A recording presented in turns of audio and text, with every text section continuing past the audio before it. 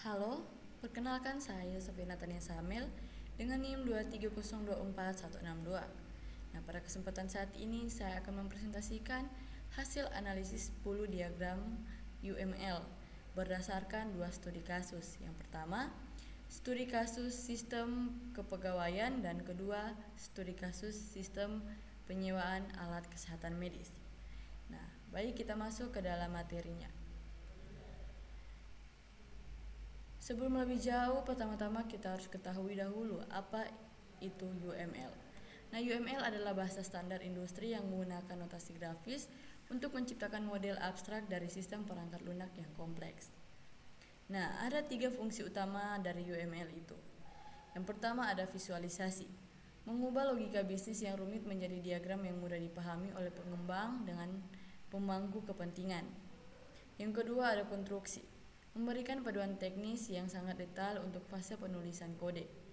Dan yang ketiga ada dokumentasi, menjamin keberlanjutan sistem karena setiap keputusan desain terekam secara sistematis.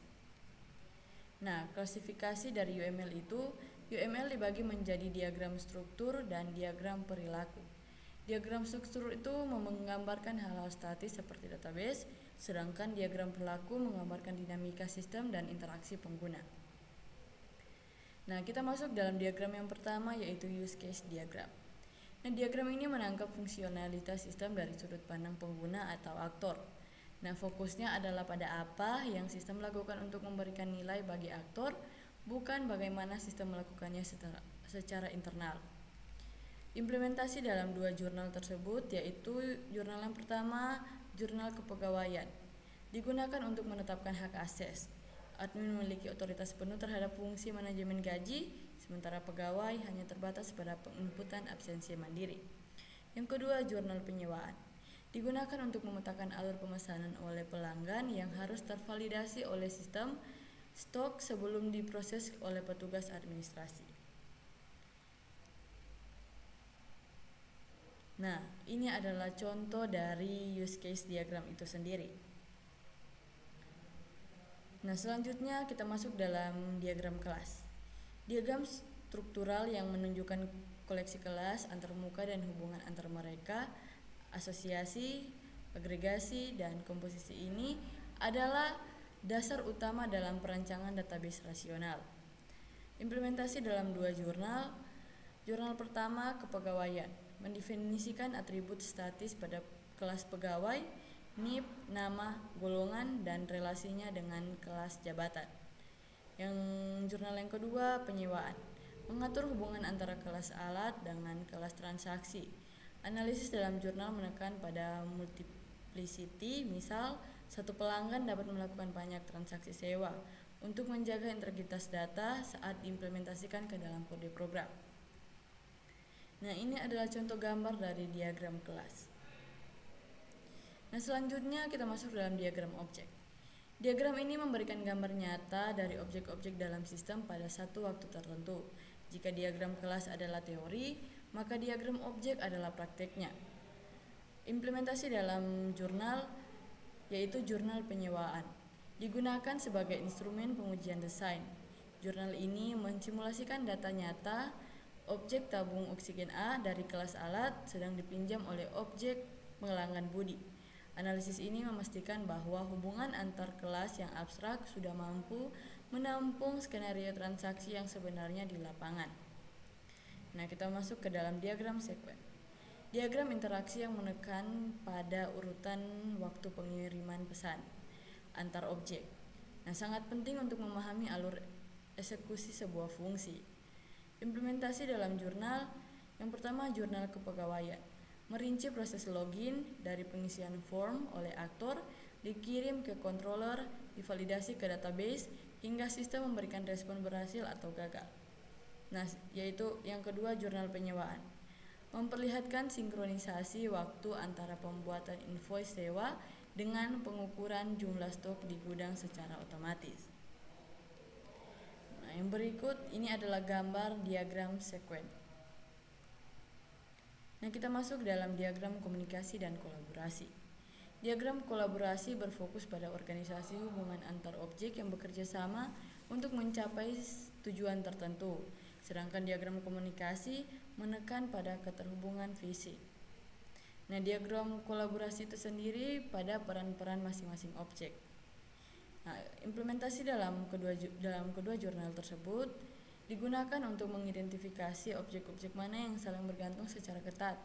Nah, dalam jurnal penyewaan ini memetakan bagaimana objek petugas, stok, dan denda kolaborasi secara sinkron untuk memproses pengembalian barang yang terlambat, memastikan koordinasi data antara bagian berjalan dengan mulus. Nah, kita masuk dalam diagram status. Diagram ini memodelkan berbagai kondisi yang dialami oleh sebuah objek kunci dan apa yang memicu perubahan kondisi tersebut. Implementasi dalam jurnal. Nah, sangat krusial pada jurnal penyewaan. Kenapa? Karena digunakan untuk melacak kondisi kesehatan fisik alat kesehatan. Perubahan status didefinisikan secara ketat. Tersedia disewa, dipinjam, kembali, dicek atau dibersihkan. Diagram ini menjamin sistem tidak akan menyewakan barang-barang yang secara fisik sedang rusak atau belum siap dipakai. Nah, kita masuk dalam diagram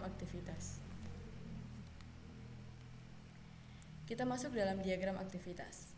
Diagram perilaku yang menggambarkan alur kerja, bisnis langkah demi langkah, mendukung pemodelan aktivitas paralel melalui fitur fork and join. Nah, implementasi dalam jurnal digunakan untuk mentransformasi proses bisnis manual menjadi digital. Jurnal kepegawaian menggunakan fitur fork untuk menunjukkan sistem yang melakukan dua hal sekaligus, menyimpan data absensi dan secara paralel mengirim notifikasi ke email atasan. Nah, ini adalah contoh diagram aktivitas. Nah, kita masuk dalam diagram komponen. Diagram struktur yang menggambarkan organisasi fisik dari kode program seperti modul aplikasi, file perpustakaan, dan antarmuka penyusun sistem. Implementasi dalam jurnal. Dalam jurnal penyewaan memperlihatkan pembagaian aplikasi menjadi komponen modular, UI modul, business logic, dan database access. Pendekatan ini memastikan sistem bersifat modular. Jika terjadi perubahan pada antarmuka, logika bisnis dan database tidak akan terganggu atau low clumping. Nah, yang terakhir kita masuk dalam diagram deployment. Diagram yang menggambarkan arsitektur fisik tempat perangkat lunak dijalankan, mencangkup perangkat kelas dan jalur komunikasi antara perangkat. Implementasi dalam jurnal yaitu jurnal kepegawaian, menunjukkan pemetaan teknis di mana aplikasi diletakkan di web server, data disimpan di database server terpisah, dan diakses oleh klien PC melalui jaringan lokal atau internet.